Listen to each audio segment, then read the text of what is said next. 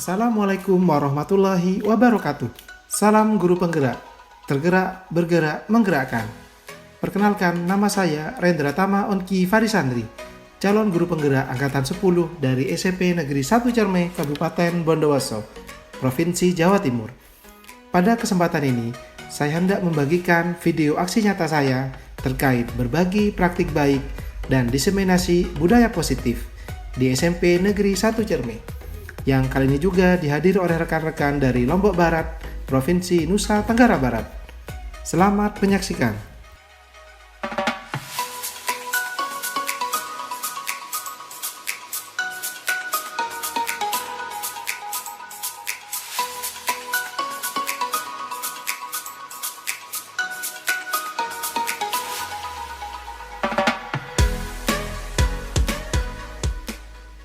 Mohon perhatian Bapak dan Ibu, acara segera dimulai karena waktu sudah lewat sesuai dengan jam yang sudah ditentukan. Assalamualaikum warahmatullahi wabarakatuh. Waalaikumsalam warahmatullahi wabarakatuh. Bismillahirrahmanirrahim. Alhamdulillahirabbil alamin. Wassalatu wassalamu ala rasulillah. Wassalamu ala asyrafil anbiya wal mursalin sayyidina Muhammadin wa ala alihi wa sahbihi. Qadri wa jalla amri wa qadri wa ba'du.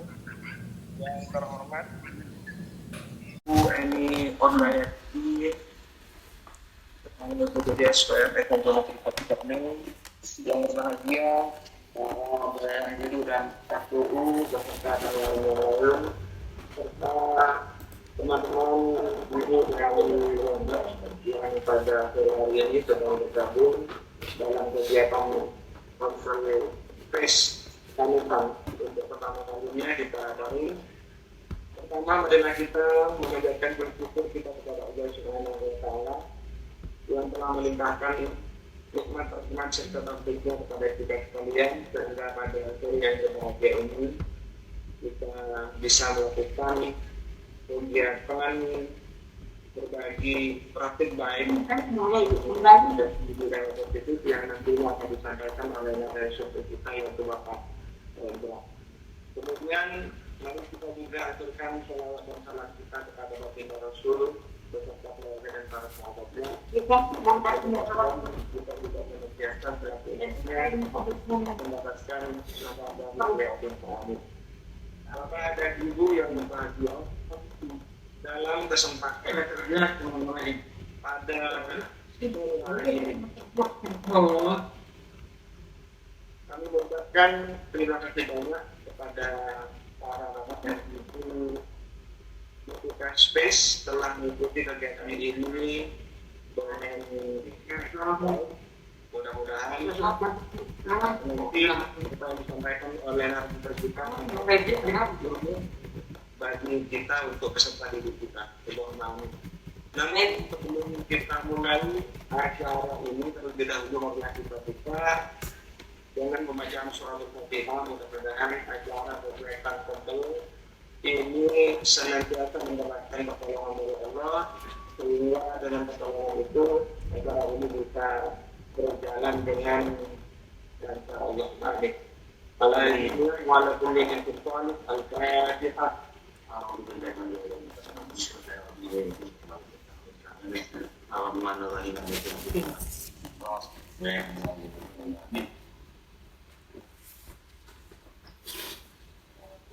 Untuk acara selanjutnya Bapak Ibu, marilah kita ikuti sambutan kepala sekolah yang disampaikan oleh Ibu Eni Onmayati kepada beliau di silakan. Assalamualaikum warahmatullahi wabarakatuh. Waalaikumsalam warahmatullahi wabarakatuh. Yang saya hormati Bapak Siswidi selaku Ketua Komunitas Belajar SMP Negeri 1 Cerme. Yang saya hormati Bapak Rendra Tama Farisandri SPDGR selaku narasumber pada sore hari ini. Bapak Ibu sekalian, guru-guru hebat dan tenaga administrasi sekolah baik dari SD Negeri 1 Cerme maupun dari SMP Negeri 4 Sepotong Lombok Barat NTB. Selamat bergabung di sore hari ini. Selamat bertemu dengan kami komunitas belajar space, yaitu dari SMP Negeri 1 Cermin. Alhamdulillah, puji syukur kehadirat Allah karena pada sore hari ini berkat rahmat dan anugerahnya tentunya kita dipertemukan dalam kegiatan daring untuk yang pertama kalinya dari kegiatan atau program kami di komunitas belajar SMP Negeri 1 Cerme. Baiklah Bapak Ibu sekalian, pada sore yang baik ini ada yang perlu saya sampaikan. Seperti yang kita ketahui bahwa komunitas belajar kita itu memang baru terbentuk, tetapi alhamdulillah sudah banyak kegiatan yang kita lakukan, utamanya kegiatan-kegiatan yang touring, dan untuk yang daring baru pertama ini kita lakukan, dan alhamdulillah kita bisa mengundang Bapak Ibu guru dari SMP Negeri 4 Sepotong Lombok Barat NTB. Bapak Ibu sekalian, di dalam komunitas belajar tentunya di sini diharapkan kita utamanya adalah guru.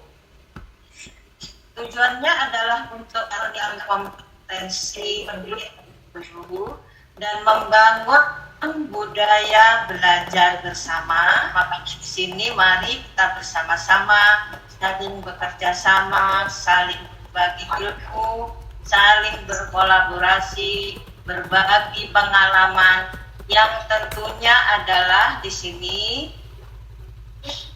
tujuan utamanya adalah nantinya berdampak pada peningkatan hasil belajar peserta didik. Untuk itu Bapak Ibu sekalian, di kesempatan pertemuan daring ini mari kita bersama-sama bisa mengikuti kegiatan ini dari awal sampai selesai. Dengan demikian maka apa yang sudah kita harapkan nantinya akan bisa tercapai, tentunya utamanya adalah akan bermanfaat untuk diri kita sendiri, untuk guru, untuk utamanya adalah peserta didik kita, dan untuk sekolah kita. Dengan ucapan Bismillahirrahmanirrahim, maka kegiatan sore hari ini yaitu kegiatan daring komunitas belajar space SMP Negeri 1 Cerme dengan tema berbagi praktik baik dan diseminasi budaya positif di lingkungan sekolah. Hari ini Rabu tanggal 12 Juni tahun 2024 dibuka. Demikian Bapak Ibu sekalian, monggo silahkan untuk bisa tetap mengikuti sampai kegiatan ini berakhir. Mohon maaf jika ada sesuatu kata yang tidak berkenan bagi Bapak Ibu sekalian, dan terima kasih atas perhatiannya, dan terima kasih juga Bapak Ibu sekalian semuanya yang sudah bergabung di sore hari ini. Dan akhir kata, Assalamualaikum warahmatullahi wabarakatuh. Waalaikumsalam warahmatullahi wabarakatuh. Terima kasih dengan sambutan dari Ibu Eni dan itu Franco di sekolah. Saya akan di acara selanjutnya yaitu acara yang ketiga, yakni pemaparan materi yang akan disampaikan oleh Bapak Ibu tentang praktik baik dan dokumentasi budaya positif di lingkungan sekolah. Itu kami berikan waktu penuhnya kepada Bapak Ibu. Baik, terima kasih atas waktu dan kesempatannya Pak Sisudi.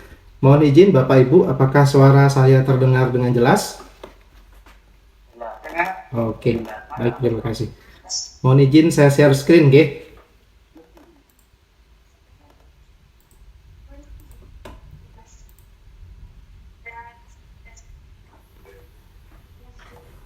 Mohon izin lagi Bapak Ibu, apakah bagi layar saya sudah nampak di layar Bapak Ibu sekalian?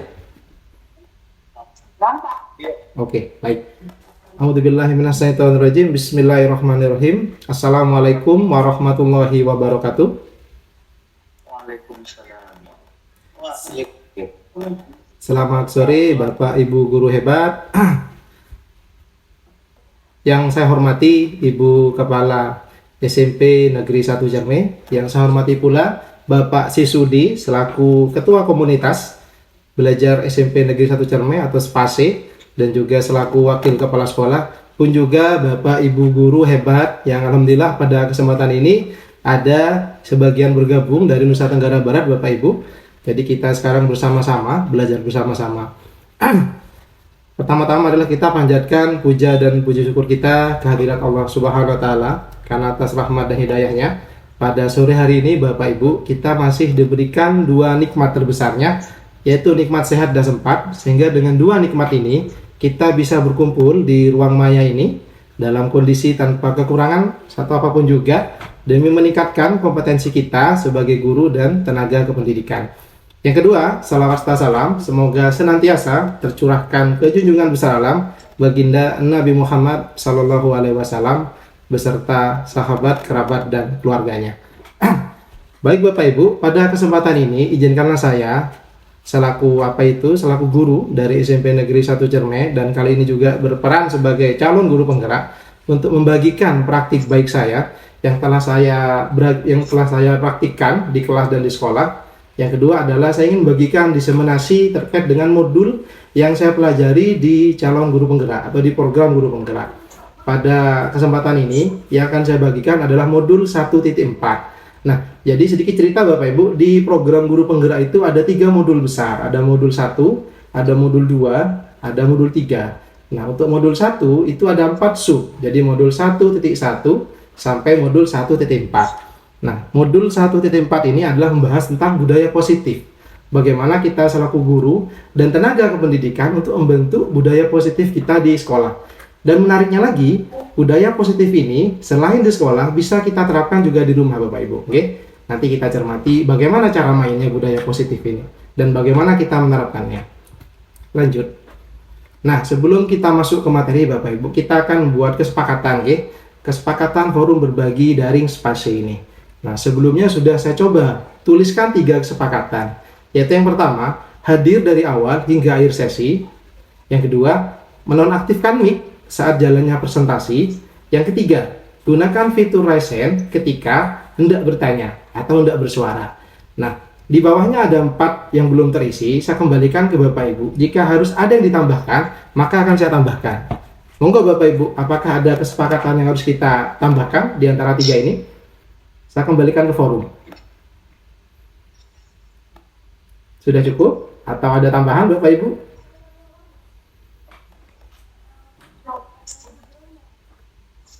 Pak Sisudi, ada tambahan? Ibu Eni, sudah cukup nggih? Jadi ketika kita sudah sepakati Kamera Pak Kedina, nggih? mungkin hidupkan kamera seperti itu biar nampak wajahnya. Oh, sebentar, Bu. Oh, nge-lag Ibu. Jaringan, sebentar Ibu nggih. Sudah hidup kamera saya Ibu? Iya, iya. Sudah hidup. Ya, ada teman-teman yang belum hidup. Oh, oke, saya tambahkan. Ada tambahan dari Ibu Kepala Sekolah. Poin nomor 4 adalah menghidupkan kamera. Nah, terima kasih Ibu. Iya. Menghidupkan kamera. Atau kamera on ya. Cam on. Biar kita saling kenal, nggih, satu sama lain. Terima kasih Ibu. Sudah cukup nggih Bapak Ibu? Ada 4 kesepakatan forum berbagi kita pada sore hari ini.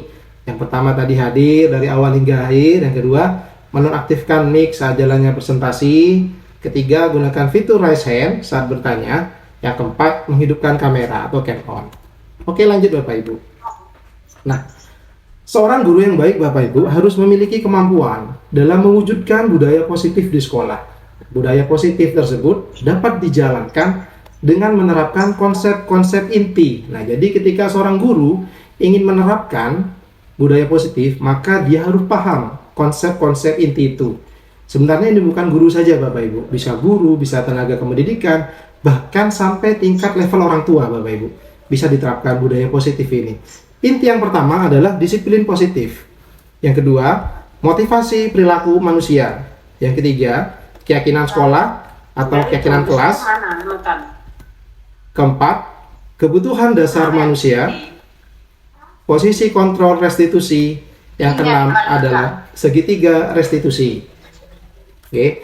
Jadi, syarat sebagai seorang guru atau tenaga kependidikan bahkan sampai level tingkat orang tua untuk dapat mendayakan budaya positif, maka harus mampu memahami dan menerapkan 6 konsep inti ini.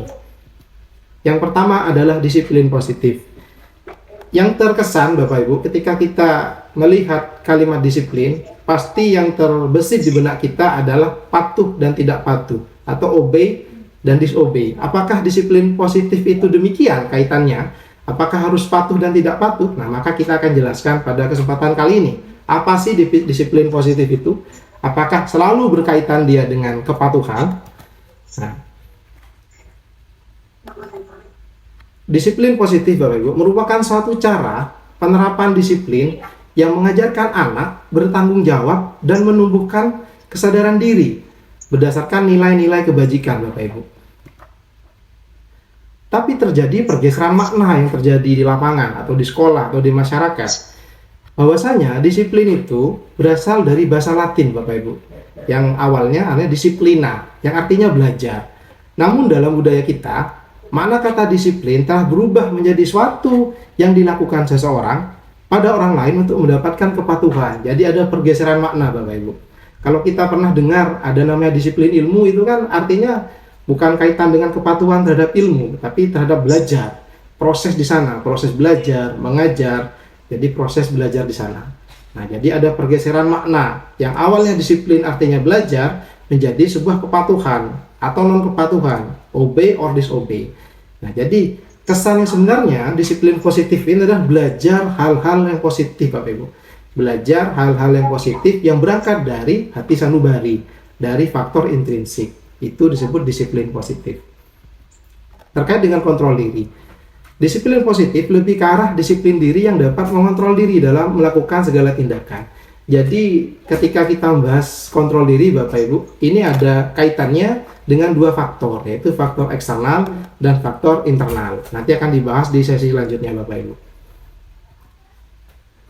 Motivasi. Nah, disiplin diri dapat membuat murid memahami dan menyadari berdasarkan motivasi internal, bukan akibat paksaan, pujian, atau hukuman.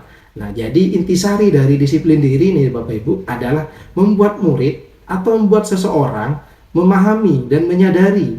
Jadi berdasarkan motivasi internal Bapak Ibu. Dari mana motivasi internal ini didapat? Dari proses belajar, dari proses olah pikir yang dia lakukan. Misalkan, kenapa saya harus berangkat pagi? Sebagai kita seorang guru, kenapa saya harus berangkat ke sekolah katakan? Kenapa saya harus berangkat sekolah tepat waktu? Nah, ketika dikaitkan dengan disiplin positif, maka yang berangkat itu berangkat dari dalam diri kita. Jadi keyakinan-keyakinan yang ada di dalam diri kita. Contohnya, karena kita seorang guru, karena kita seorang pendidik, kita meyakini kita adalah seorang pendidik yang harus datang tepat waktu pagi hari menyapa murid-murid kita. Itu keyakinan Bapak Ibu. Lain halnya ketika motivasinya berasal dari luar, eksternal kita. Nah, dari luar ini nanti akan dibahas ada motivasi hukuman, ada motivasi karena pujian atau hadiah. Nah, itu Bapak Ibu. Oke. Jadi disiplin positif adalah proses belajar yang mana proses belajar itu membuat diri kita memahami sesuatu berangkat dari dalam diri. Nah, terkait dengan ini Bapak Ibu, tidak lepas kita akan belajar terkait dengan 6 karakter nilai kebajikan universal, yaitu profil pelajar Pancasila. Nah, pada akhirnya murid-murid sekolah kita Bapak Ibu akan kita buat yakin dan sadar bahwasanya keyakinan-keyakinan atau kebajikan universal itu tidak terlepas dari 6 ini Bapak Ibu. Yang pertama, beriman bertakwa kepada Tuhan Yang Maha Esa, sekaligus berakhlak dan mulia. Yang kedua, mandiri. Yang ketiga, berkebinekaan global. Yang keempat, gotong royong. Yang kelima, kreatif. Yang keenam, benalah kritis. Jadi nilai-nilai ini nanti yang ada kaitannya dengan pembentukan keyakinan kelas dan pembentukan keyakinan sekolah Bapak Ibu. Kemarin kita sudah bahas ini seru sekali di kegiatan kita merefleksikan visi sekolah. Ya, di mana visi sekolah itu kita refleksikan juga ke profil pelajar Pancasila. Jadi intisari dari kebajikan-kebajikan yang akan diterapkan di sekolah tidak jauh dari profil pelajar Pancasila yang 6 ini Bapak Ibu. Selanjutnya, kita akan bahas inti yang kedua. Kalau tadi kita sudah membahas budaya positif, sekarang kita akan bahas motivasi perilaku manusia Bapak Ibu. Motivasi perilaku manusia ada 3 Bapak Ibu. Jadi ketika seseorang hendak berbuat sesuatu atau melakukan tindakan, ada 3 motivasi yang mendasari orang itu untuk bertindak. Mohon maaf Bapak Ibu, mikrofonnya masih ada yang aktif nggih? Mohon maaf untuk dinonaktifkan sejenak mikrofonnya. Agak berdengung di saya kebetulan. Mikrofon siapa nggih? Sudah ya? Oke, baik. Terima kasih. Yang pertama, motivasi perilaku manusia adalah untuk menghindari ketidaknyamanan atau hukuman. Nah, ini biasanya faktor motivasi perilaku manusia yang pertama Bapak Ibu, yaitu menghindari ketidaknyamanan atau dihukum. Jadi untuk berbuat sesuatu yang mendasari manusia itu adalah untuk tidak dihukum atau menghindari hukuman. Yang kedua, mungkin sebaliknya, untuk mendapatkan imbalan atau penghargaan dari orang lain. Nah, kalau yang pertama ingin menghindari hukuman, yang kedua ingin mendapat imbalan, bentuk penghargaan dan segala macamnya. Jadi faktor yang satu dan kedua ini adalah motivasi yang berasal dari eksternal, dari luar diri manusia.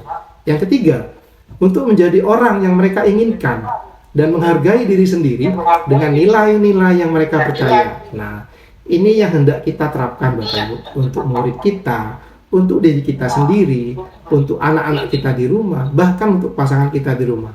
Bahwasanya motivasi yang paling baik adalah nomor 3, yaitu untuk menjadi orang yang kita inginkan dan mampu menghargai diri sendiri dengan nilai-nilai yang kita percaya. Apa nilai-nilai itu? Nilai-nilai itu adalah nilai keyakinan universal, kebajikan universal. Kalau di sekolah, nilai-nilai itu kita ejawantahkan dengan profil pelajar Pancasila yang 6 tadi Bapak Ibu. Kita lanjut ya. Kita masuk ke keyakinan sekolah dan keyakinan kelas. Keyakinan sekolah dan keyakinan kelas. Kita sudah sering mendengar Bapak Ibu, apa itu peraturan kelas, apa itu kesepakatan kelas. Kali ini ada baru lagi, mungkin sudah pernah Bapak Ibu dengar, cuman kebetulan di kurikulum Merdeka sedikit dikasih porsi terkait keyakinan ini Bapak Ibu. Apa sih pembeda dengan peraturan? Keyakinan kelas Bapak Ibu bersifat abstrak dan berupa nilai-nilai kebajikan universal. Yang mana kebajikan universal ini terkait dengan profil pelajar Pancasila yang tadi sudah dibahas. Sedangkan peraturan bersifat rinci, konkret, teknis, yang mana tugasnya untuk mengatur tingkah laku dan sikap sebuah komunitas. Nah, komunitas ini bisa berarti sekolah, bisa berarti ruang kelas. Jadi, perbedaannya adalah yang pertama, kalau keyakinan dia sifatnya abstrak, berupa nilai-nilai, sedangkan peraturan dia sifatnya berupa peraturan teknis Bapak Ibu, bahasa teknis.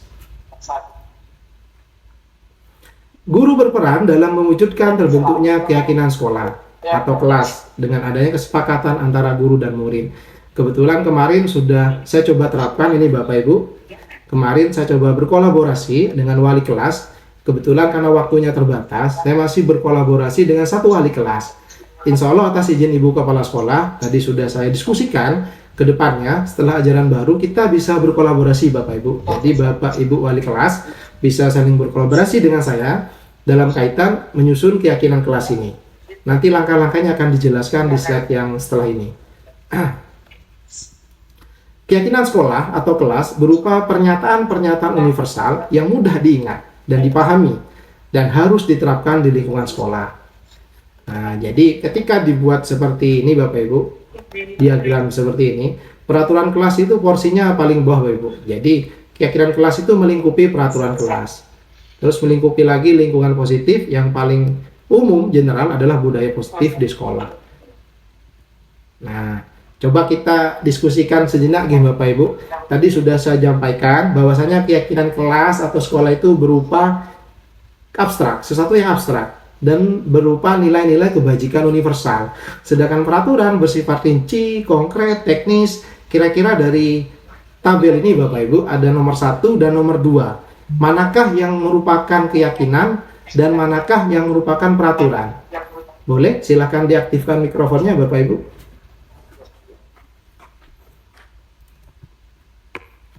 Bisa raise hand dulu.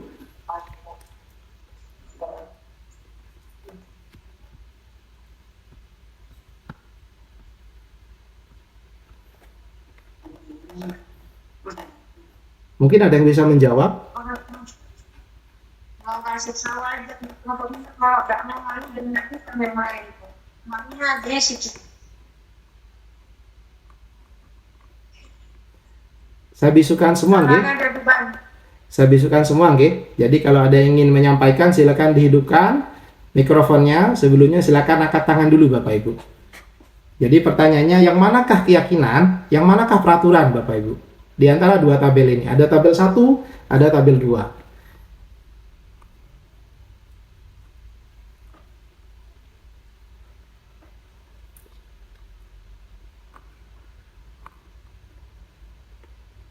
Ada yang bisa bantu, Bapak Ibu?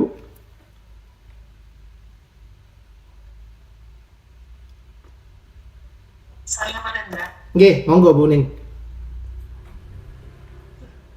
Yang tabel 1 seperti selalu kembalikan buku kepada tempatnya, kemudian dilarang mengganggu orang lain. Itu peraturan kayaknya ya. Peraturan, siap. Sebentar kita Di masuk. sekolah sampai Senin. Nggih. Kemudian yang tabel 2 itu keyakinan, seperti itu.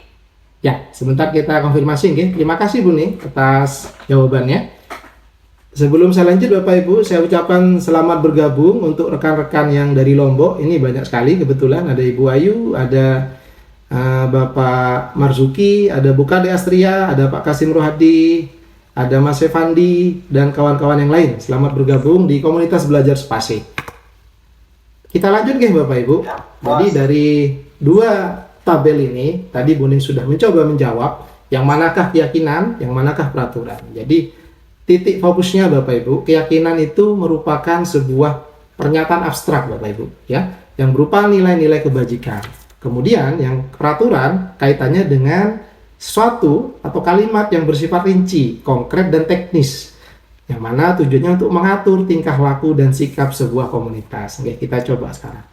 Tadi Bu Ning bilang nomor 1 peraturan, nomor 2 keyakinan. Nah, benar Bu Ning, terima kasih. Luar biasa Bu Ning. Nampaknya sudah hatam masalah ini Bu Ning ya. Karena Bu Ning juga selaku wali kelas, nggih. Terima kasih Bu Ning. Jadi begitu ya teman-teman, kaitannya dengan peraturan dan keyakinan, pembedanya seperti itu. Peraturan adalah suatu yang bersifat rinci, konkret, dan teknis, sedangkan keyakinan adalah suatu yang bersifat abstrak. Kita lanjut. Nah, ini adalah aksi nyata kemarin, hasil kolaborasi saya dengan Ibu Susanti, wali kelas 7B, dalam menyusun keyakinan kelas. Cuma sedikit ada pembeda. Pembedanya saya berawal dari mimpi, Bapak Ibu. Jadi, yang pertama, saya menjelaskan tentang pentingnya keyakinan kelas kepada seluruh anak secara klasikal. Saya jelaskan apa itu pentingnya keyakinan kelas, kenapa kok tidak menggunakan peraturan saja. Setelah saya jelaskan, saya menggali Bapak Ibu, menggali mimpi-mimpi anak yang ada di kelas itu. Coba kamu sekarang mimpikan kelas yang kamu idamkan itu seperti apa. Kemudian saya membagikan sticky note Bapak Ibu. Nah, bagian sticky note, kemudian murid menulis mimpi mereka pada sticky note itu. Bebas. Saya batasi kemarin 3 mimpi. Jadi setiap murid menulis 3 mimpi di sticky note itu. Kemudian mereka menempelkan pada kertas besar. Yang sebelumnya kertas besar itu telah ditempel murid di belakang ruang kelas. Nah, kemudian setelah menempelkan, murid mengelompokkan mimpi-mimpi yang serupa, Bapak Ibu. Namun tidak ada mimpi yang ditanggalkan. Jadi mimpi yang serupa itu dikumpulkan jadi satu. Yang sedikit porsinya mungkin hanya 1-2 mimpi tidak dibuang, tidak ditanggalkan, tetapi tetap dimunculkan. Kemudian dari mimpi-mimpi itu diminta untuk mencari langkah-langkah aturan apa yang dapat mendukung murid-murid untuk mencapai mimpi kelas yang mereka idamkan. Nah, jadi setelah mereka menggali mimpinya, mereka menulis mimpi itu dalam note mereka, kemudian ditempel di belakang, kemudian dijadikan satu mimpi yang satu, apa katakan ya, satu frekuensi lah katakan, ditempel di belakang. Kemudian saya memancing mereka bertanya dengan bagaimana untuk apa itu, untuk menerapkan mimpi itu, untuk menggapai mimpi itu. Aturan-aturan kelas apa yang kalian harus susun begitu kan. Kemudian murid kembali, saya beli sticky note Bapak Ibu. Saya bagikan kembali sticky note ke masing-masing murid itu. Kemudian murid menulis aturan di sticky note, lalu kembali menempelkannya di belakang. Kemudian guru merubah peraturan itu menjadi kalimat positif. Nah, jadi awalnya peraturan-peraturan yang murid tulis Bapak Ibu itu masih bersifat negatif. Contohnya tidak boleh makan di kelas, dilarang buang sampah sembarangan, jangan omong jorok, dan masih banyak kalimat-kalimat lain yang masih bernada negatif. Nah, langkah selanjutnya kita ubah kalimat itu menjadi kalimat positif. Nah, setelah dirubah menjadi kalimat positif, saya dan murid-murid menyarikan atau mengerucutkan peraturan-peraturan itu menjadi nilai-nilai kebajikan, keyakinan kelas. Atas dasar apa? Atas dasar profil pelajar Pancasila. Nah, seperti itu Bapak Ibu. Seperti apa contohnya? Nah, ini dari mimpi-mimpi itu setelah dikerucutkan, ternyata di kelas 7B ada 5 golongan mimpi yang sama. Kemudian dikerucutkan lagi menjadi peraturan kelas, sama menjadi 5. Nah, nanti disarikan menjadi keyakinan kelas. Contohnya, ini sudah yang jadi. Jadi ini peraturan kelas dan keyakinan kelas 7A. Hasil dari buah pikir siswa-siswi kelas 7A. Mohon maaf, 7B Bapak Ibu. Ini salah ini. Yang pertama, berbicara dengan sopan dan tidak berucap jorok. Nah, ini kemarin belum dirubah. Ini masih belum dirubah Bapak Ibu. Masih ada kalimat negatifnya. Setelah disarikan, nilai kebajikan apa yang terkait dengan aturan ini? Nah, nilai kebajikan yang terkait dengan aturan ini adalah sopan santun. Maka keyakinan pertama di kelas 7B adalah sopan santun. Dalam bentuk peraturannya berbicara sopan. Yang kedua, membuang sampah di tempatnya. Ini peraturannya Bapak Ibu. Jadi kalau peraturan itu ada konsekuensi. Nah, ketika itu dilanggar, maka jadilah dia menjadi sanksi Bapak Ibu. Nah, setelah disarikan, membuang sampah di tempatnya ini nilai-nilai kebajikannya apa? Nah, bisa menggunakan hidup bersih, menggunakan seragam yang sesuai dengan aturan sekolah.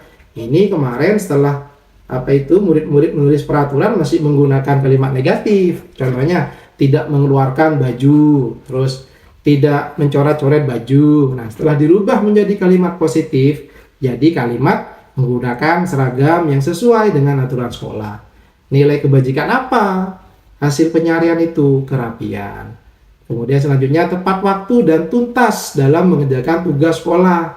Yang awalnya peraturan kelasnya dilarang mencontek, tidak boleh telat datang ke kelas, tidak boleh bolos. Nah, itu disarikan menjadi disiplin. Yang kelima, tepat waktu dan hadir di sekolah. Ini menjadi nilai kebajikannya menjadi rajin Bapak Ibu.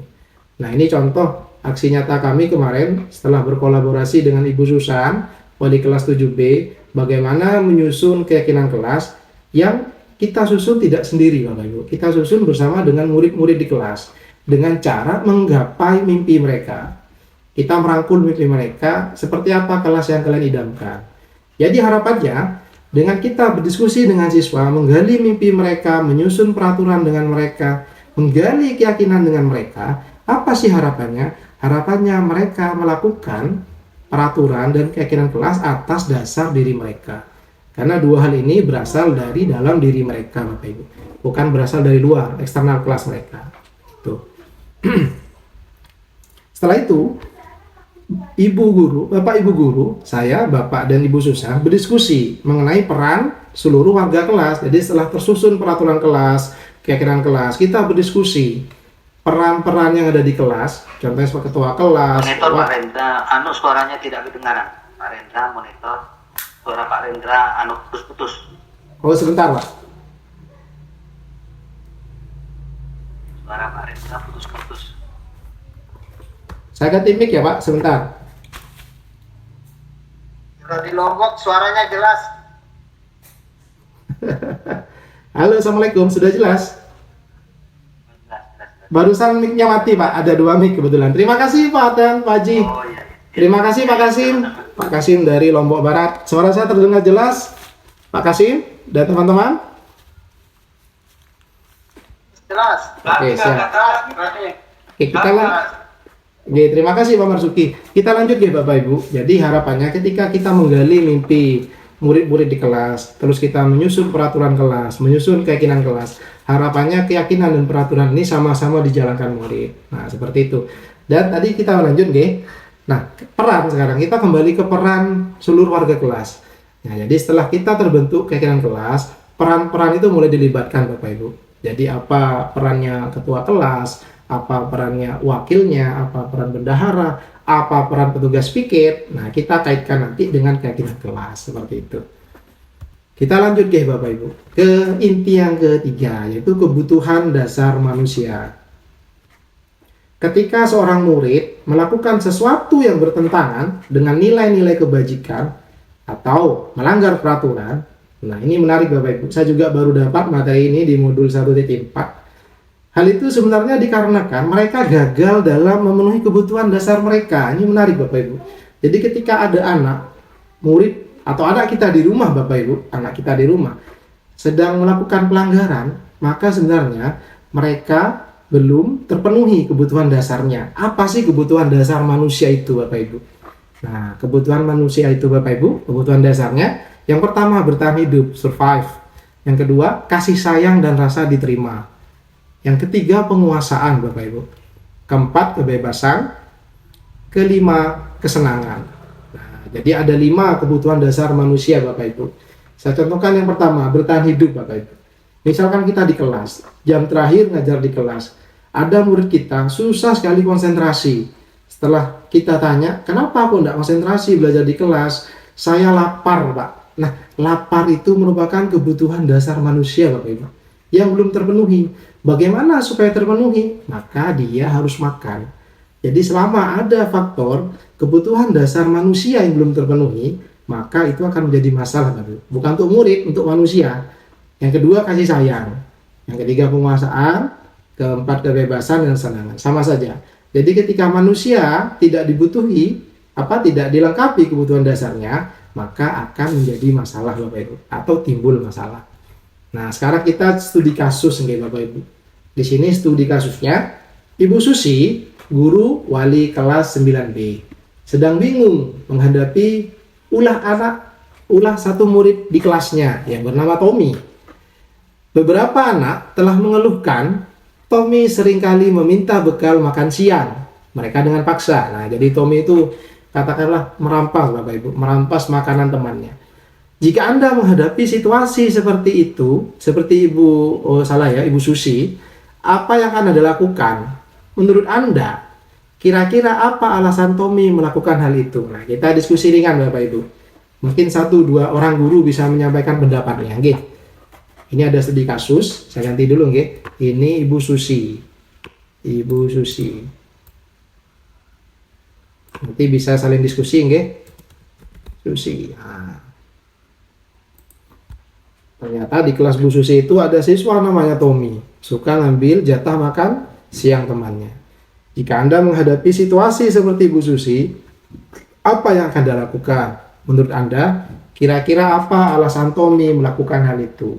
Nah, kembali ke kebutuhan dasar manusia yang tadi, yang 5 itu Bapak Ibu, nggih? Bertahan hidup, kemudian rasa terima, rasa kasih sayang diterima, kemudian penguasaan, kebebasan, kesenangan. Mungkin ada yang bisa bantu saya Bapak Ibu. Kira-kira sumber masalah si Tommy ini dari mana? Monggo, waktu dan tempat saya kembalikan. Atau kebutuhan dasar manusia apa yang tidak dipenuhi di diri Tommy ini Bapak Ibu, sehingga dia melakukan hal seperti ini? Atau bahkan kelima-limanya tidak terpenuhi. Monggo, ada yang mau coba Bapak Ibu?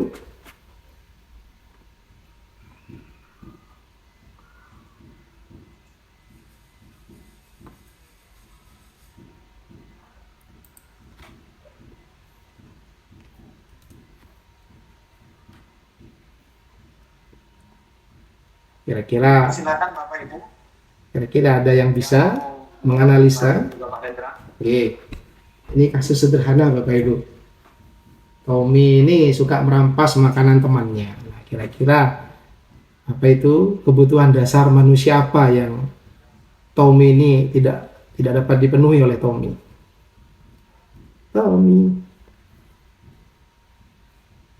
Monggo. Ada yang bisa beranalisa?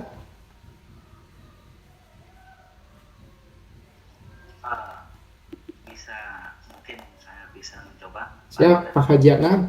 Monggo. Ketika itu terjadi, apa yang harus saya lakukan karena saya punya murid Tommy yang mungkin menyadarkan Tommy agar supaya tidak mencuri.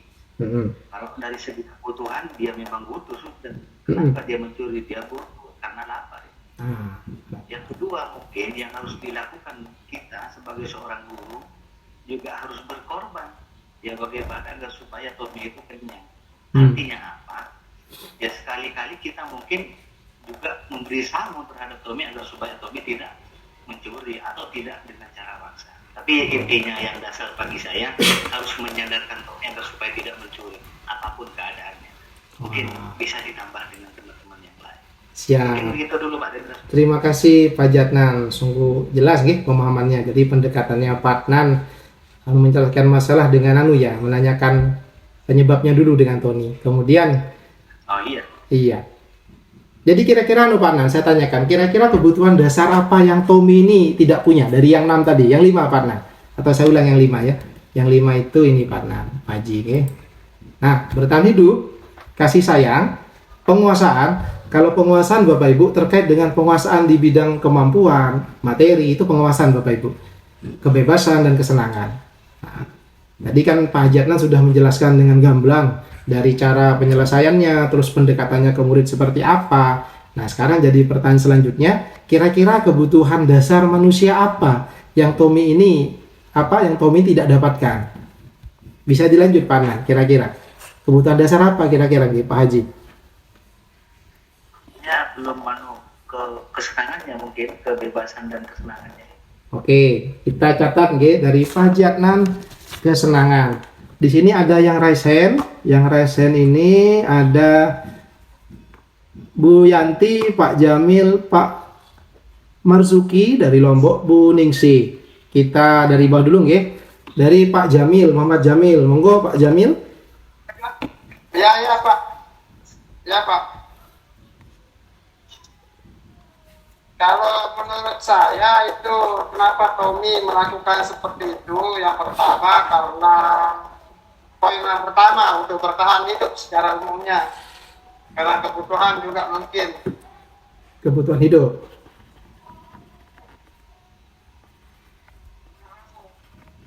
Oke, terus Pak Jamil.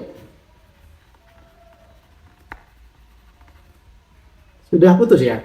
Oke. Yang selanjutnya Pak Marzuki. Mungkin bisa memberikan pendapatnya. Mari Pak Marzuki.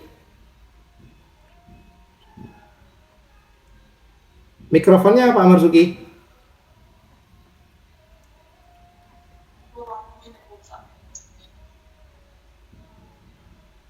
Sudah boleh ngomong ya? Sudah Bapak. Sebelumnya salam kangen buat Kang Rendra dulu yang sudah berada di aman, sehat-sehat selalu. Waalaikumsalam. Selamat sore, Bang Joshua. Assalamualaikum. Waalaikumsalam. Selamat dia pada poin yang nomor 2, kasih sayang itu. Kasih sayang ya, oke. Kasih sayang. Iya. Nah, jadi di sana Tommy ini sebenarnya dia bikin ulas itu karena memang butuh menginginkan kasih sayang. Jadi butuh perhatian seperti itu. Kalau menurut saya, sehingga bisa saja pada saat pembelajaran dia bertingkah yang ada gambaran yang ada di tab sini, Oh, oke. Nah, jadi kalau menurut saya, saran saya mungkin pendekatan secara personal begitu. Nah, mungkin seperti itu Pak Ren. Salam kangen buat Pak Ren. Siap, terima kasih Pak Haji Marzuki atas ide-idenya, Jadi Pak Marzuki menyatakan si Tommy kekurangan kasih sayang, sehingga ketika kurang kasih sayang, dia kekurangan perhatian. Ada 3 sudah ya, ada kesenangan, bertahan hidup, kemudian kasih sayang. Tadi yang angkat tangan selanjutnya Bu Yanti, nggih. Dengan Buning ya. Nggih, monggo Bu Yanti. Ya, Ya, gimana Bu Yanti? Menurut saya sama seperti yang diungkapkan Bapak barusan itu, bahwa kasus Tommy itu bentuk dari kurang kasih sayang. Mungkin dia di rumahnya tidak pernah diperhatikan, mungkin tidak pernah membawa bekal seperti teman-temannya gitu, atau tidak penuhi keinginannya. Oh gitu. Jadi kasusnya seperti itu, Pak. Iya. Mungkin Tommy itu kurang kasih sayang dari keluarga, sehingga dia melakukan hal yang merampas Barang orang. merebut milik teman-teman. Oke, terima kasih. Berarti sama dengan yang disampaikan Pak Haji Marzuki, bahwa Tommy ini kekurangan kebutuhannya yaitu kasih sayang. Selanjutnya ada Bu Yani di sini. Terima kasih Bu Yanti. Iya, Pak. Mari Bu Yanis. Suara saya, Pak. Ya, jelas Ibu, terdengar jelas. Ya, soalnya saya pakai 2 perangkat ini, yang satu nggak bisa masuk suaranya. Oke, tidak apa-apa Ibu. Ya, kalau menurut saya hampir sama dengan teman-teman yang lain, kasus yang dialami Tommy ini lebih kompleks sebenarnya, tidak hanya kesenangan, kebutuhan, kasih sayang. Ini bisa jadi keseluruhan. Karena memang beberapa anak belum belajar untuk memahami batasan pribadi dan sosial, termasuk bahwa mengambil makanan orang lain tanpa izin itu tidak pantas. Ada anak-anak yang seperti itu, Pak. Iya. Mereka masih belum bisa membedakan ini pantas apa tidak. Juga kurangnya empati juga. Kurangnya empati, tidak memberikan perasaan teman, bahkan ketika mereka rebut makanan tanpa izin gitu. Oke. Dan untuk kebutuhan kasih sayang, menurut saya juga Pak, karena beberapa anak mungkin merasa bahwa dengan mereka merebut makanan temannya, mereka itu merasa diberi perhatian khusus dari teman-teman mereka atau dari guru mereka pada akhirnya, seperti itu. Oke. Baik. Sudah Bu Yanis, sudah cukup? Oke.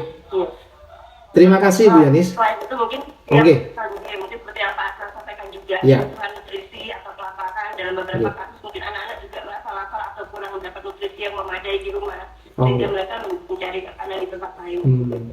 Oke. Baik, terekam sempurna Bapak Ibu.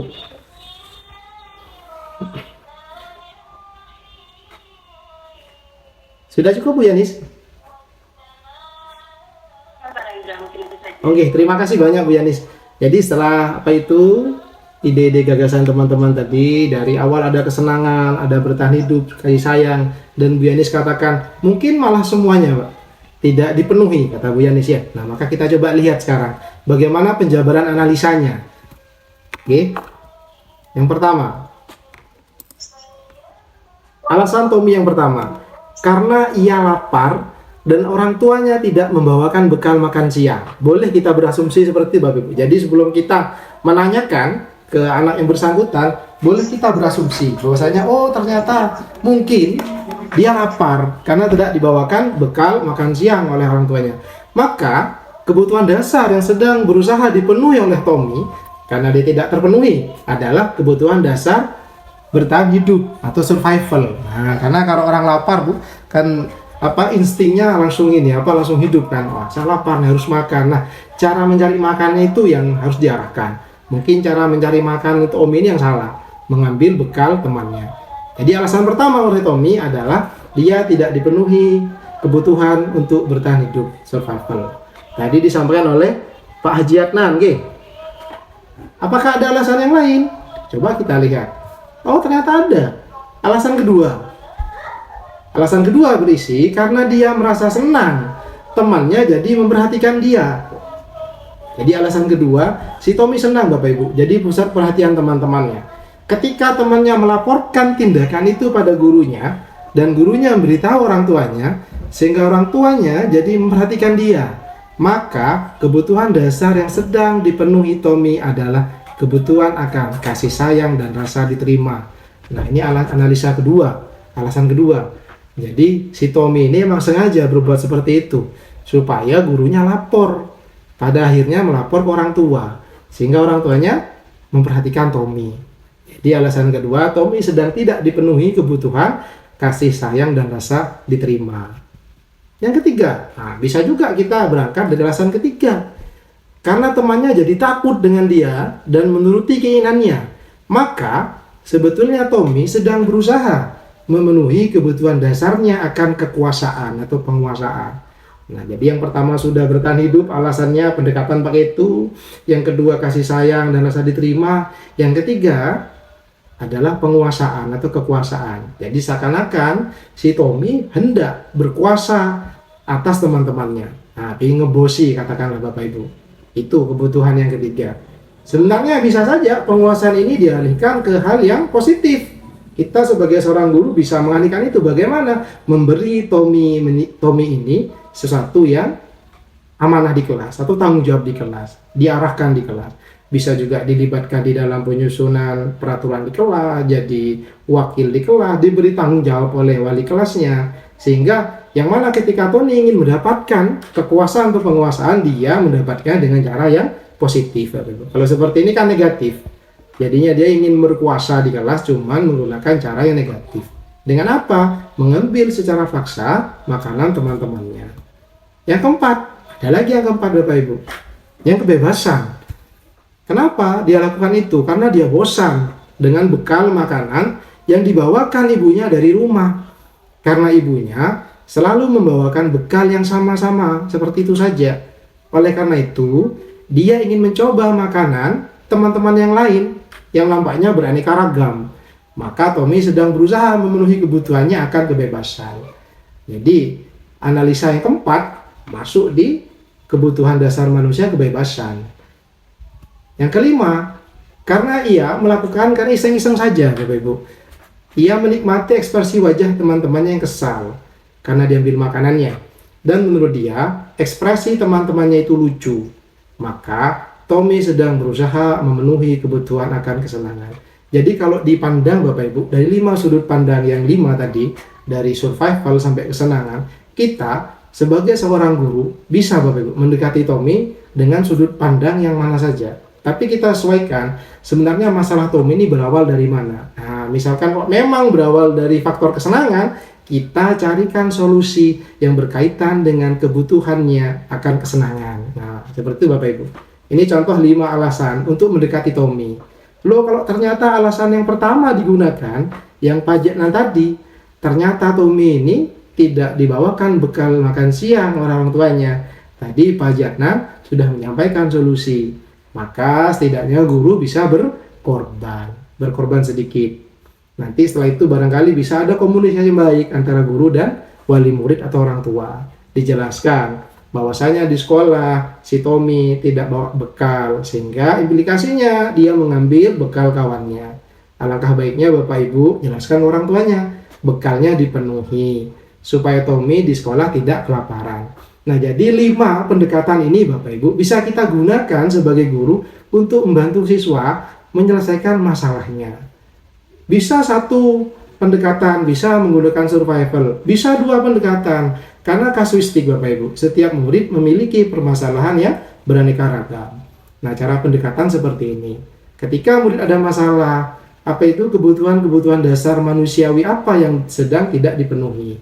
Nah, kita dekati lewat koridor-koridor itu Bapak Ibu. Ini ada contoh yang Tommy. Jadi ada 5 analisanya, ada 5 pendekatan, kita sesuaikan. Jadi tidak harus 1, tidak harus 2, kita bisa mendekatinya langsung dari 5 pendekatan tadi. Kebutuhan dasar manusia. Selanjutnya Bapak Ibu terkait dengan posisi kontrol restitusi. Nah, posisi kontrol restitusi seorang guru maupun seorang orang tua itu ada 5 Bapak Ibu. Yang pertama, guru sebagai penghukum. Jelas ya, kalau guru sebagai penghukum itu sifatnya mutlak, kita sudah tahu. Misalkan ada siswa melakukan kesalahan, kita hukum pada saat itu juga. Misalkan ada yang telat datang ke sekolah, kamu lari lapangan 2 kali. Nah, itu butuh hukuman Bapak Ibu. Yang kedua, guru sebagai pembuat merasa bersalah. Ini contohnya ketika guru merendahkan diri yang membuat siswa seakan-akan dia berbuat salah terkait dengan tindakannya itu sehingga guru disalahkan. Contohnya seperti ini. Ada siswa di sekolah main bola siang-siang tengah bolong. Kemudian datanglah saya ke siswa itu. Jangan main bola siang-siang. Nanti Pak Rendra dimarahi ibu kepala sekolah. Nanti Pak Rendra dimarahi teman-teman yang lain. Nah itu Bu. Itu guru yang sebagai pembuat merasa bersalah. Jadi guru itu membuat siswa itu seakan-akan dia yang membuat gurunya bersalah, Bapak Ibu. Nah, yang ketiga, guru sebagai teman. Nah, kalau guru sebagai teman ini dia menjadikan levelnya sebagai teman murid. Atau ketika misalkan murid melakukan pelanggaran, telat datang ke kelas gitu kan, ya udah masuk aja enggak apa-apa. Dan artinya kesalahan-kesalahan murid itu tidak kita analisa, tidak kita cari masalahnya, diiyakan saja. Itu posisi sebagai teman, Bapak Ibu. Jadi posisi teman itu semua kesalahan murid itu tidak kita tindak lanjuti, kita iyakan saja. Telat masuk kelas, telat masuk sekolah, iya silakan masuk. Udah pakai seragam sesuai aturan, ya enggak apa-apa. Kemudian misalkan udah bawa buku pelajaran, ya sudah besok bawa. Jadi kita meringankan permasalahan nih Bapak Ibu. Kita tidak indahkan itu. Yang keempat, guru sebagai pemantau. Nah menarik, guru sebagai pemantau ini adalah guru yang katakanlah saklek Bapak Ibu. Saklek mengikuti peraturan yang ada di sekolah. Jadi artinya dia menjalankan peraturan yang ada di sekolah.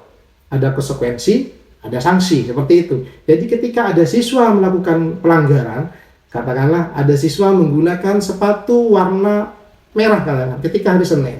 Dan di sekolah itu peraturannya, ketika hari Senin atau hari aktif sekolah di luar jam pelajaran olahraga, hanya boleh menggunakan sepatu hitam, maka sanksinya dia harus melepas sepatu, menyimpan sepatunya di BP, baru pulang sekolah boleh dibawa. Nah ini peraturan Bapak Ibu.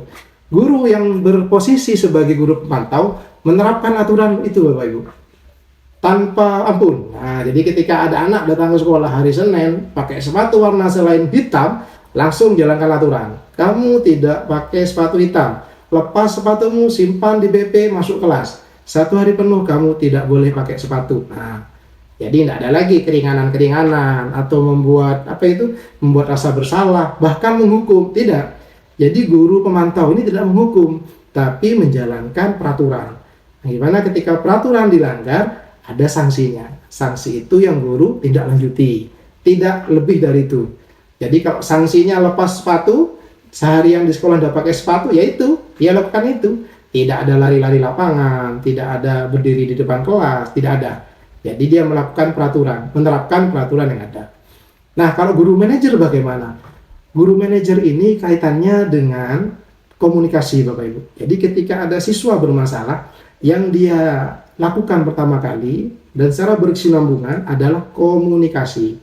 Dia menyampaikan pertanyaan-pertanyaan yang dapat memancing murid itu agar dia meyakini bahwa yang dia kerjakan adalah salah. Jadi kuncinya kalau guru sebagai manajer, senjatanya cuma satu, question, bertanya dia. Bertanya.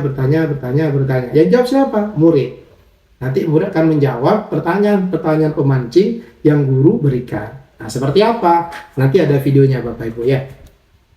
Nah, ini contohnya, 5 posisi kontrol seorang guru. Bisa juga sebagai orang tua. Karena ini juga bisa diterapkan di rumah Bapak Ibu. Dan kebetulan saya juga terapkan ke anak-anak saya Bapak Ibu. Saya cobakan 2 minggu terakhir, memang ada progres Bapak Ibu. Progres tentunya ke arah yang baik. Ini yang pertama ada penghukum dan pembuat orang merasa bersalah.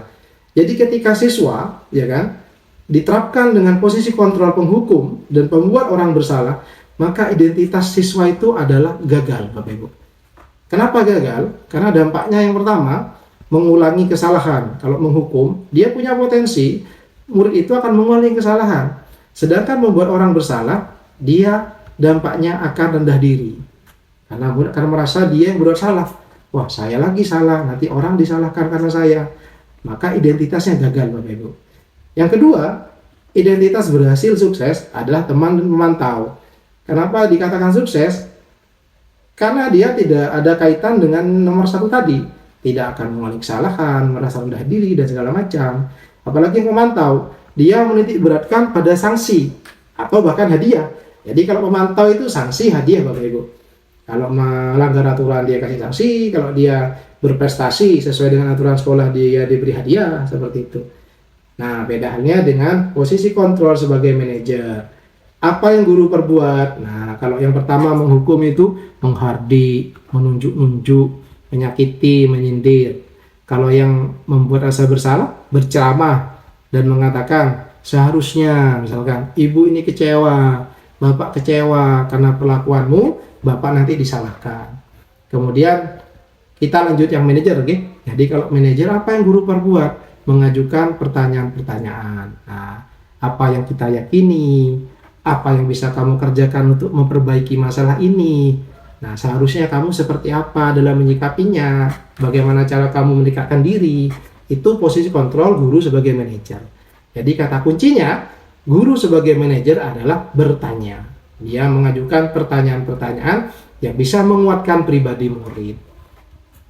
Nah, posisi kontrol restitusi. Di antara kelima kontrol yang di atas tadi Bapak Ibu, sebaiknya seorang guru menggunakan posisi kontrol sebagai manajer. Sebagai manajer, guru dapat berbuat sesuatu bersama murid, mempersilahkan murid bertanggung jawab, dan mendukung murid agar mendapat solusinya sendiri. Nah, jadi kita mengajukan pertanyaan Bapak Ibu ke murid itu untuk menggali menggali pemahaman mereka akan apa yang mereka kerjakan tadi itu salah atau benar. Bagaimana cara menyikapinya? Bagaimana supaya saya mencari solusi akan itu? Nah, itu diawali dengan pertanyaan dan pertanyaan Bapak Ibu. Itu untuk posisi kontrol sebagai manajer. Selain itu, posisi manajer mengacu pada restitusi yang dapat menjadikan murid sebagai manajer bagi dirinya sendiri. Apa sih restitusi ini? Nah, restitusi ini Bapak Ibu adalah proses menciptakan kondisi bagi murid untuk memperbaiki kesalahannya Bapak Ibu. Jadi proses yang menciptakan kondisi bagi murid untuk menyelesaikan kesalahannya, memperbaiki kesalahannya. Sehingga karakter mereka lebih kuat atau kembali ke karakternya Bapak Ibu. Dan dapat kembali ke kelompok atau komunitasnya. Jadi kaitannya dengan menaikkan moral, menaikkan semangat, menggali potensi, menggali solusi atas permasalahan. Jadi bukan ketika anak berbuat salah kita pendam ke bawah, tapi kita angkat lagi moralnya sehingga di masa-masa yang akan datang dapat membuat anak ini secara kontrol pribadi menemukan solusinya secara mandiri Bapak Ibu. Nah, tidak berdasar faktor-faktor dari luar. Jadi faktor dari kesadaran diri. Itu restitusi Bapak Ibu. Nanti langkah-langkahnya. Ini dia. Segitiga restitusi. Tadi sudah saya jelaskan, segitiga restitusi adalah proses menciptakan kondisi bagi murid untuk memperbaiki kesalahannya sehingga karakter mereka lebih kuat ketika kembali ke kelompok atau komunitasnya, sehingga moralnya terangkat, semangatnya terangkat, daya juangnya terangkat. Kaitan kalau di sekolah semangat belajarnya terangkat, semangat komunikasi dengan temannya terangkat, dan tidak rendah diri. Bahkan bisa meningkatkan moral anak itu untuk lebih semangat lagi. Nah, itulah restitusi Bapak Ibu. Restitusinya ada langkah-langkahnya Bapak Ibu. Tahapan dalam segitiga restitusi dibagi menjadi 3 tahapan. Yang pertama, menstabilkan identitas. Apa sih artinya? Jadi ketika seseorang baru saja berbuat salah, identitasnya itu atau baru melanggar peraturan Bapak Ibu. Jadi identitas dari orang itu adalah identitas gagal Bapak Ibu. Nah, dengan adanya tahapan segitiga restitusi ini, maka identitasnya dinetralkan lagi Bapak Ibu, dinaikkan lagi, moralnya dinaikkan lagi. Sehingga dia bisa berpikir jernih setelah itu. Yang kedua, validasi tindakan yang salah.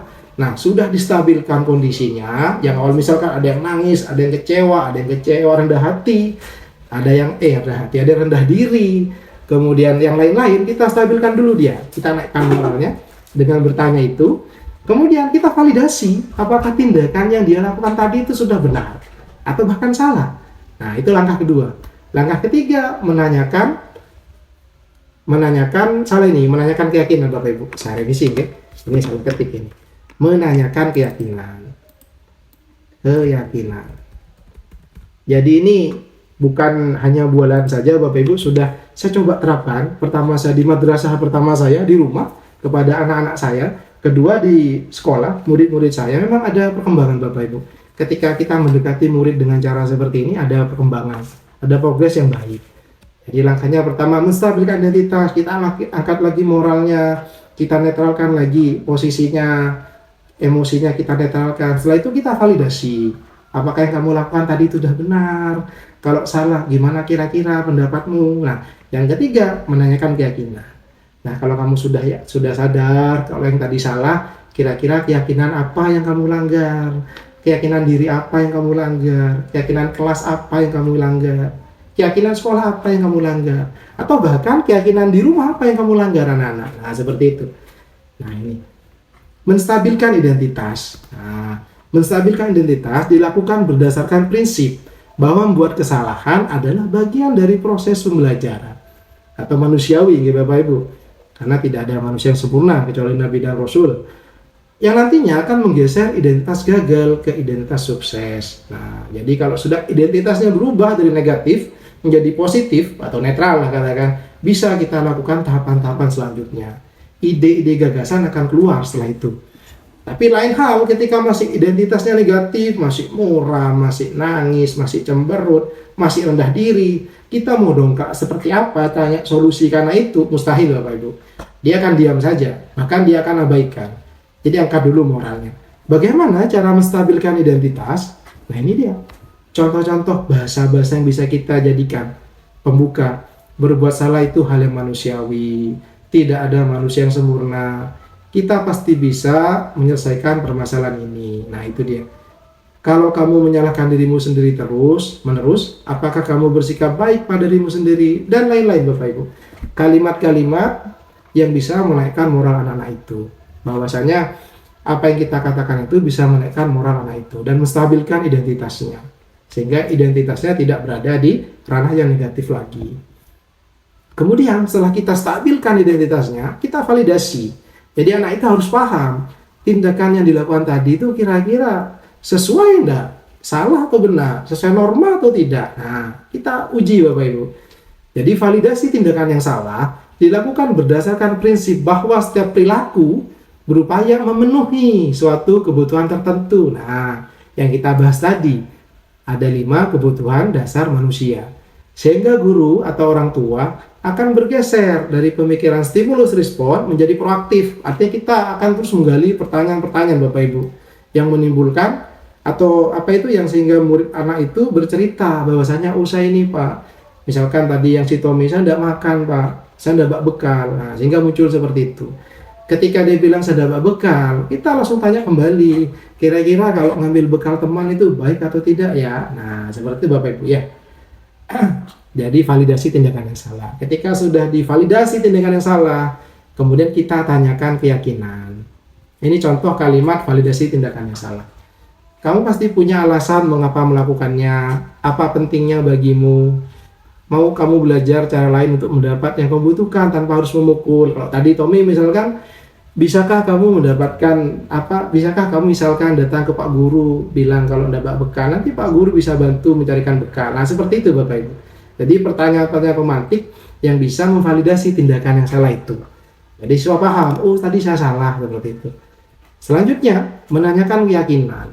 Setelah identitasnya stabil, kemudian kita sudah validasi tindakan yang tadi, waktunya kita menanyakan keyakinan. Kita patri di sana bahwa apa yang dilakukan tadi itu merupakan ada yang dilanggar atau norma-norma atau keyakinan ada yang dilanggar. Menanyakan keyakinan dilakukan dengan memberi pertanyaan-pertanyaan bermakna kepada murid atau anak untuk memunculkan motivasi secara intrinsik sehingga mampu mengaitkan keyakinannya dengan tindakan yang salah. Jadi itu Bapak Ibu. Jadi menaikkan keyakinan itu untuk memunculkan motivasi Bapak Ibu secara intrinsik sehingga mampu mengaitkan keyakinan-keyakinannya dengan tindakannya tadi yang salah Bapak Ibu. Kalimat apa yang bisa digunakan? Nah ini. Iya. Halo. Ya. Iya. Ini memang nanti kita perhatikan waktunya. Oh ya Pak Sis. Karena kita punya sesi tanya jawab. Oke, ini sudah sesi terakhir Pak. Oh ya. Oke, siap. Terima kasih Pak atas timekeepernya. Nah ini Bapak Ibu yang menanyakan keyakinan. Ini adalah contoh-contoh kalimatnya. Apa nilai yang kita percaya di sekolah, nilai-nilai apa yang telah kita sepakati, kelas ideal apa, dan segala macamnya. Nah sebenarnya ada satu video yang bisa kita tonton Bapak Ibu. Nanti barangkali saya akan kirim linknya Bapak Ibu, karena waktu sudah menunjukkan pukul 5 WIB, sedangkan di Nusa Tenggara Barat pukul 6 WITA, setelah 1 jam gitu. Jadi nanti link ini saya kirim, jadi Bapak Ibu bisa secara mandiri menonton video ini. Ini adalah video yang saya buat Bapak Ibu bersama murid-murid di sekolah, siswa-siswi SMP Negeri 1 Carme, yang kaitannya bagaimana kita menyikapi permasalahan yang ada di sekolah dengan pendekatan segitiga restitusi. Ada 2 kasus di sini Bapak Ibu. Kasus pertama adalah sering terjadi di sekolah, bukan dibuat-buat Bapak Ibu, dimanapun terjadi ini adalah perkataan yang kotor. Itu kita restitusi, saya buatkan videonya di sini, demonstrasinya. Yang kedua, terlambat datang ke sekolah. Jadi nanti ketika Bapak Ibu ada waktu luang, ada keluangan waktu, bisa video ini diputar secara mandiri Bapak Ibu. Saya ucapkan terima kasih banyak Bapak Ibu atas waktu dan kesempatannya. Cukup sekian pemaparan dari saya kembalikan ke moderator. Setelah itu mungkin ada sesi tanya jawab. Terima kasih atas perhatiannya. Wassalamualaikum warahmatullahi wabarakatuh. Salam sejahtera untuk kita semua. Matur tampiasih semeton. Waalaikumsalam warahmatullahi wabarakatuh. Mungkin Bapak Ibu penyampaian materi yang disampaikan oleh mereka. Ini acara yang kemudian adalah pada acara sesi tanya jawab. Kami berikan 2 sampai 3 penanya. Ini tidak ada best. Bisa ya Bapak Ibu. Disilakan. Pak Sis masuk. Pak Sis ya, silakan bawa ajaran dulu. Ya, terima kasih waktunya. Sebelumnya saya sapa dulu kawan-kawan yang dari Lombok. Selamat bergabung. Ternyata Pak Rendra punya teman juga yang dari Lombok yang kita ikutkan di sini. Dalam sesi tanya jawab ini, mungkin saya anggap diskusi ini ada beberapa hal yang perlu saya sampaikan. Yang pertama tadi sudah saya dengarkan tentang adanya yang disebut dengan kesepakatan kelas, entah itu untuk apapun namanya kesepakatan kelas. Tapi saya kira dalam di suatu lembaga yang perlu diutamakan itu adalah aturan. Menurut saya aturan sekolah itu harus benar-benar kita tegakkan. Artinya aturan sekolah itu, setelah aturan sekolah mungkin baru ke kesepakatan atau aturan kelas. Kalau aturan kelas didahulukan tanpa mendahulukan aturan sekolah, saya kira ini pun juga kebablasan kita. Karena begini, saya ngajar ini apa ya? Saya ngajar di 2 lembaga, antara di pesantren dan di dinas. Kami di pesantren tidak punya apa itu ya? Kesepakatan kelas, tidak punya kesepakatan kelas. Di sana cuma aturan itu benar-benar dilakukan betul. Siswa terlambat, ya sudah ditindak itu dengan sadar siswa dengan itu. Juga tentang kenaikan kelas, ketika siswa sudah tidak masuk 1 bulan 1 semester dengan beberapa kali wali kelas ke sana, PP-nya ke sana, tidak naik kelas, mereka sadar itu tidak naik kelas betul. Kita tidak menaikkan itu. Artinya aturan-aturan itu kadang-kadang banyak yang tidak dipahami oleh siswa, sehingga perlu adanya peraturan yang ada di kelas itu. Seandainya peraturan sekolah itu dipahami oleh siswa, saya kira peraturan kelas itu tinggal memasukkan nanti kesepakatan. Mungkin itu yang pertama basis. Yang kedua, tadi ada kontrol dari seorang guru itu ada 5. Ada 5 yang sudah diterangkan oleh Pak Rendra. Jadi ada macam-macam itu sudah sebagai motivator dan semacamnya. Cuma setiap saya mengikuti webinar dan baik itu yang daring ataupun luring atau tatap muka, itu belum pernah ada pemateri yang menyematkan bahwa guru itu wajib mendoakan. Padahal kita orang beragama, kita hanya berusaha. guru itu hanya menyampaikan materi, yang memberikan pemahaman itu tak Allah. Oleh karena itu, maka mungkin ini saya dalam rangkuman saya, maka posisi sebagai kontrol guru, punya saya ada 6, tidak hanya 5. Mohon maaf Pak Rendra, ini saya sendiri tadi. Nggak apa-apa Pak, itu, mantap Pak. Sehingga perlu seorang guru itu mendoakan muridnya, wajib itu malah. Rabbana hab lana min azwajina wa dhurriyyatina wa talamidina wa talamidatina, yang sudah biasa kita baca itu sebenarnya. Ini yang banyak dilupakan oleh kita. Jadi seorang guru tidak hanya memberikan materi, tapi juga memberikan rohaninya. Di mana? Ya, dengan cara mendoakan itu. Karena kata Imam Ghazali, kita hanya bisa memberikan, yang memberi pemahaman itu adalah Allah Subhanahu wa Ta'ala. Jadi, Iqra bismi rabbikal ladzi khalaq itu ya memang itu proses lah. Melamar insana malam ya'lam, jadi disitulah butuh doa daripada seorang guru kepada muridnya. Karena doa seorang guru kepada murid sama dengan doanya seorang tua, orang tua kepada anaknya. Itu tidak akan pernah ditolak oleh Allah Subhanahu wa Ta'ala, dan itu mesti diterima oleh Allah Subhanahu wa Ta'ala. Mungkin itu dulu Pak Moderator, Pak Sis yang bisa saya sampaikan. Mungkin ada tanggapan ataupun masukan dari teman-teman yang lain. Assalamualaikum warahmatullahi ta'ala wabarakatuh. Waalaikumsalam warahmatullahi wabarakatuh. Sebelum ditanggapi oleh Bapak Hendra, Bapak kami infokan bahwa barusan narasumber sudah menunjukkan absen ya. Silakan mengisi di Kinet.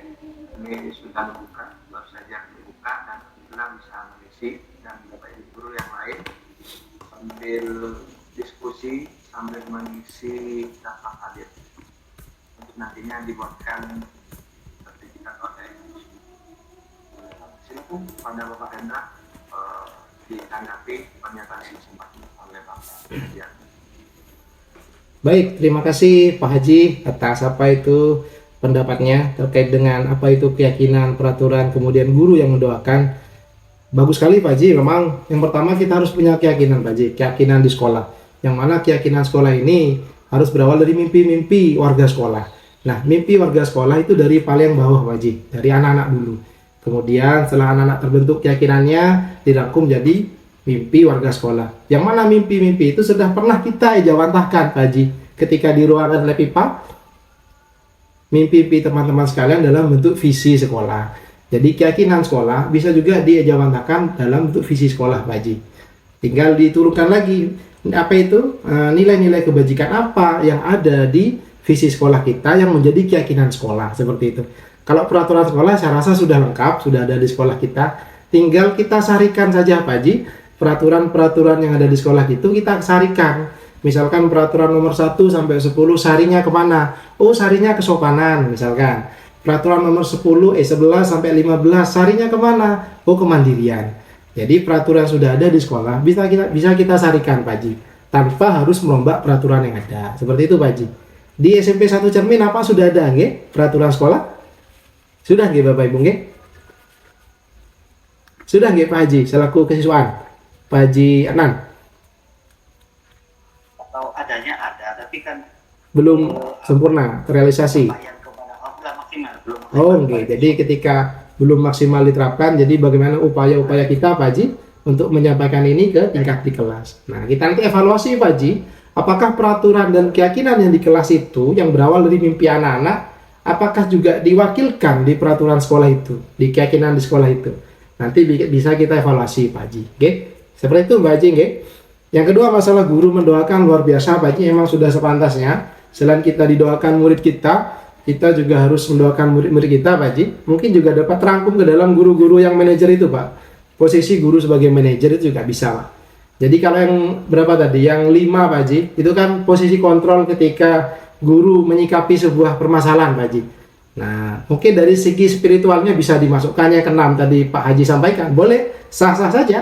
Yang ke-6 adalah guru yang mendoakan muridnya. Boleh Pak Haji, boleh sekali. Sebagai adisional, sebagai penambah, okay? Untuk jiwa spiritual. Okay. Terima kasih Pak Haji Anan, terima kasih luar biasa sekali masukannya, tanggapannya. Satu lagi Pak Sis, mungkin dari teman-teman yang lain. Baik Bapak Bapak Ibu sambil mengisi absen. Absen ini penting.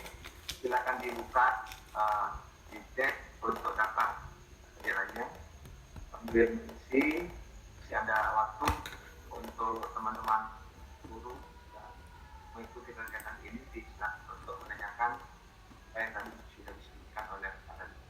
Satu lagi mungkin ya, silakan Bapak Ibu.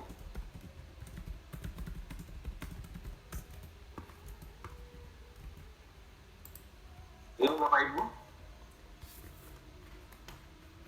masih ada? Mari Bapak Ibu.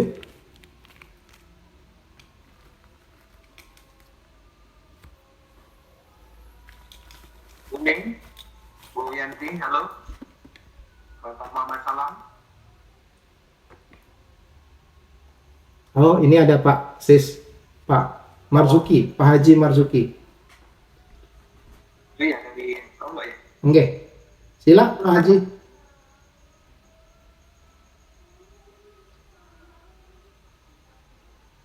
Silakan Bapak. Pemaparannya sudah mantap, sudah bagus. Terima kasih Pak Salam. Pak Marzuki mikrofonnya. Oke, terima kasih. Terima kasih kembali ya, mengucapkan atas waktunya dekat kepada saya. Saya hanya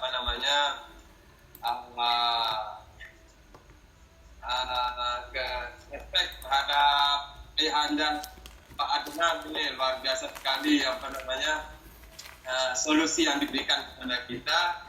Saya tidak pernah menyangka kalau memang seperti itu seharusnya begitu untuk siswa. Nah, sehingga tercermin pada diri kita juga rendah diri begitu. Intinya saya sangat setuju sekali dengan pendapat Ayahanda Haji Adnan. Terima kasih sekali lagi Pak Ren, mohon maaf saya sekali lagi salam tangan buat keluarga juga di Jawa. Ya. Oke. Terima kasih Pak Ren. Siap, sama-sama Pak Haji Marzuki. Oke. Insya Allah. Sama-sama Pak Marzuki. Haji. Terima kasih Pak Marzuki. Monggo Pak Sis. Baik, Bapak Ibu, mohon tanggapannya. Ini sudah sebentar lagi maghrib Bapak Ibu. Apakah pertemuan untuk sore hari ini bisa dipahami? Kalau sudah disepakati dan tidak ada pertanyaan, tadi cukup cara yang terakhir. Imam disunat itu terlebih dahulu Bapak Ibu. Ada yang ingin ditanyakan? Mungkin cukup asis karena sebagian banyak yang puasa kan pada hari ini. Baik, Bapak Ibu, iya udah. Mas ini yang lainnya itu dan mungkin sebenarnya kita malam ini memohon kepada Bapak Haji Adnan untuk memimpin doa. Silakan. Terima kasih Pak Sis, mudah-mudahan acara ini bermanfaat dan juga mendapatkan barokah dari Allah Subhanahu wa Ta'ala sehingga menjadi ilmu yang bisa didapatkan kepada anak-anak. Amin. Al-Fatihah. A'udzubillahi minasyaitonir rajim. Ya, dan Bismillahirrahmanirrahim. Allahumma fa'na wa nabi wa ma yaqul sidna ilmu yaqin. Allahumma rabbana atina min azwajina wa dhurriyyatina wa talamidina wa talamidatina wa qurrati a'yunina waj'alna lil muttaqina imama. Rabbana atina fid dunya hasanah wa fil akhirati hasanah wa qina adzabannar wa adkhilna al-jannata ma'al abrar ya aziz ya ghafar ya rabbal alamin.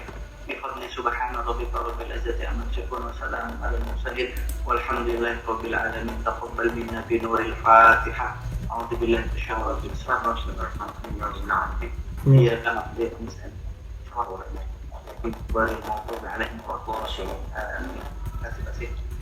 Demikian Bapak Ibu untuk acara pertemuan dari tips panutan untuk sore hari ini. Mudah-mudahan semua yang tadi kita diskusikan, yang sudah disampaikan oleh kita, bisa bermanfaat untuk diri kita, untuk seluruh peserta didik SMP. Bapak Ibu yang berbahagia, demikian acara ini. Alhamdulillah sudah berjalan dengan lancar sampai bertemu dengan dari berikutnya dari saya selaku setelah kami. Assalamualaikum warahmatullahi wabarakatuh. Waalaikumsalam warahmatullahi wabarakatuh. Terima kasih Bapak Ibu sekalian. Sekian video aksi nyata saya. Semoga bermanfaat. Sampai jumpa pada kegiatan selanjutnya. Salam guru penggerak, tergerak, bergerak, menggerakkan.